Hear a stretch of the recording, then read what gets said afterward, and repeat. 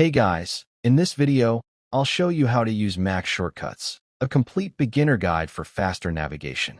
If you want to navigate your Mac faster and save time every day, learning keyboard shortcuts is a great place to start.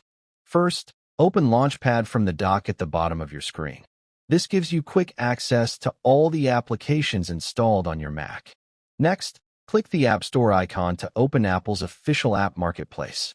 Once the App Store loads, you'll arrive on the Discover page, where you can browse useful productivity tools and apps that can help improve your workflow.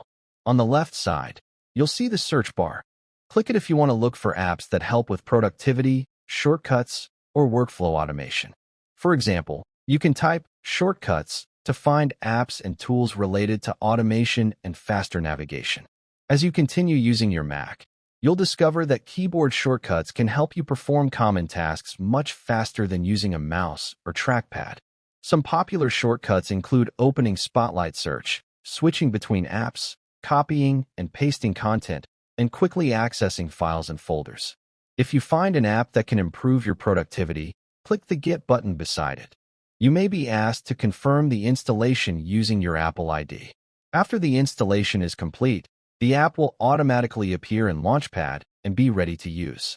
The more you practice shortcuts and productivity tools, the faster you'll become at navigating your Mac.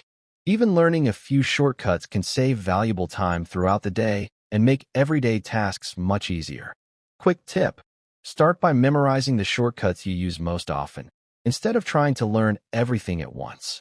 So, there you go, guys. If you have any questions, feel free to drop them in the comments below.